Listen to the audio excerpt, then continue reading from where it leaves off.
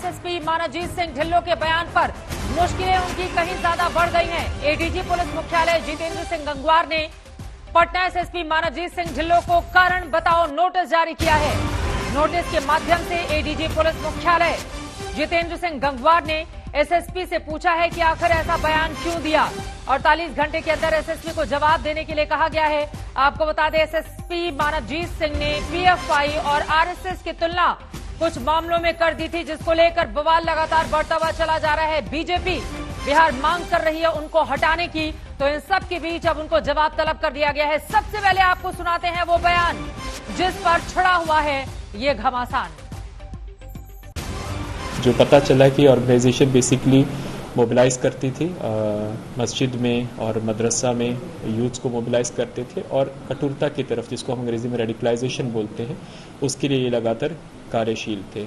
इसका जो मॉडस था कि ये लोग जैसे शाखा होती है, आरएसएस अपनी शाखा ऑर्गेनाइज करते हैं और लाठी की ट्रेनिंग देते हैं, उसी तरह से ये लोग शारीरिक प्रशिक्षण, फिजिकल एजुकेशन के नाम से लोग अपने यूथ्स को बुला के और उनको प्रशिक्षण दे रहे थे और उसी के साथ ही जो अपना एजेंडा है और प्रोपेगेंडा है उनके माध्यम से यूथ्स को ब्रेन वॉश करने का काम कर रहे थे। एसएसपी का बयान जिसके बाद मच गया है घमासान, आपने सुन लिया वो बयान। एसएसपी की पीएफआई की आरएसएस से तुलना ने बिहार की राजनीति में घमासान ला दिया है। बीजेपी जहां एक तरफ एसएसपी पर एक्शन लेने की मांग कर रही है, तो वहीं एनडीए की सहयोगी जीतन राम मांझी की पार्टी एसएसपी के बचाव में वो उतर आई है। सुनिए। आरएसएस की तुलना उसने आतंकवादी संगठन से की है।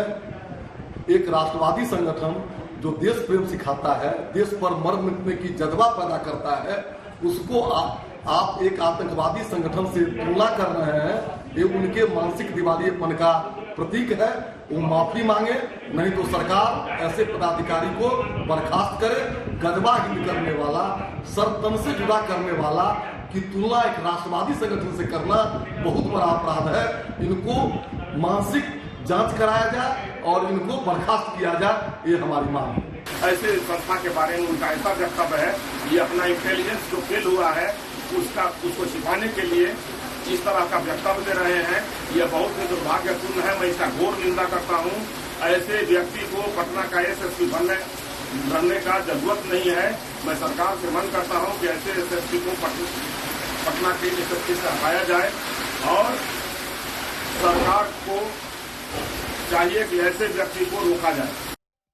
तो बीजेपी जहां एसएसपी के खिलाफ खुलकर मैदान में उतर आई है, वहीं एनडीए में शामिल जीतन राम मांझी की पार्टी हम ने बयान पर पुलिस अधिकारी का बचाव किया है।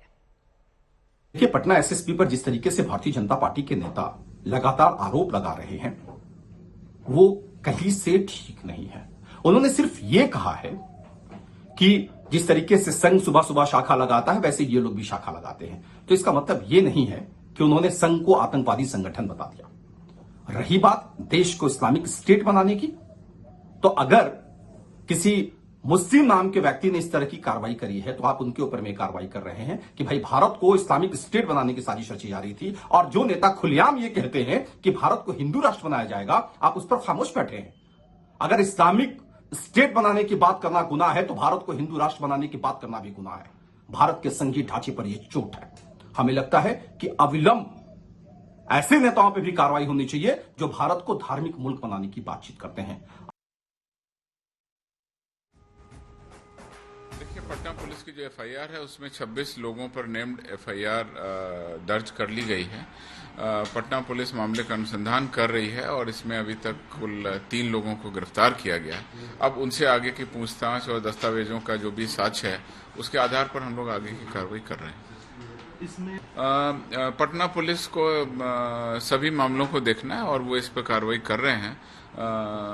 मनी ट्रेल या उनके सोशल मीडिया का ट्रेल या उनके अकाउंट या उनके इंटरनेट पर किस तरह की एक्टिविटी चल रही थी, फ़ोन के डिटेल्स, वो सारी चीज़ें हमारे इन्वेस्टिगेशन का पार्ट रहती हैं और उसी के तहत हम लोग कार्रवाई कर रहे हैं।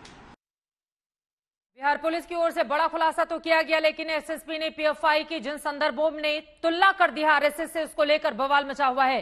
सुजीत झा मेरे वरिष्ठ सहयोगी इस वक्त जुड़ चुके हैं पटना से और ज्यादा जानकारी लेकर। सुजीत, बीजेपी तो पीछे हटने को तैयार नहीं, लगातार उसकी मांग है एसएसपी को हटाया जाए। अब फैसला नीतीश कुमार को करना है, क्या स्थिति बनती हुई नजर आ रही है इस वक्त? देखिए, अभी जो जानकारी मिल रही है कि पुलिस मुख्यालय ने एसएसपी मानवजीत सिंह ढिल्लों को नोटिस जारी कर दिया है और उनसे 48 घंटे के अंदर में जवाब भी मांगा गया है कि आखिर आपने आरएसएस की तुलना पीएफआई से कैसे कर दी। ये बिल्कुल उचित नहीं था। हम लोग खुद जो पुलिस मुख्यालय है, एडीजी हेडक्वार्टर, उनके पास ही बैठे हुए थे और उसी समय ये खबर भी आई थी और उन्होंने कहा कि इस तरह का बयान नहीं देना चाहिए। और अब चूंकि नोटिस जारी हो गया है तो निश्चित तौर पर 48 घंटे का इंतजार करना होगा कि आखिर वो क्या जवाब देते हैं। लेकिन बीजेपी काफी एग्रेसिव है इसको लेकर और लगातार मांग कर रही है कि उनको हटाया जाए। यहाँ तक कि बर्खास्तगी की भी मांग की गई है बीजेपी की तरफ से। तो अभी हम ये कह सकते हैं कि जो राजनीतिक रूप से अगर देखा जाए तो उनका बयान जो है वो काफी बिहार की राजनीति को गरमा गया है। अब हम पार्टी जो है बिहार में जो सरकार में शामिल है उसकी तरफ से ये कहा जा रहा है कि जब हिंदू राष्ट्र की कल्पना की जाती है तो उन्हें छूट क्यों, जब इस्लामिक राज्य की कोई कहता है तो उनको जेल क्यों हो जाती है। तो इस तरह। शुक्रिया सुजीत इस पूरी जानकारी के लिए। आगे भी जानकारी आपसे हम लेते रहेंगे। सुजीत झा हमारे संवाददाता बताते हुए एनडीए में ही अलग अलग फाड़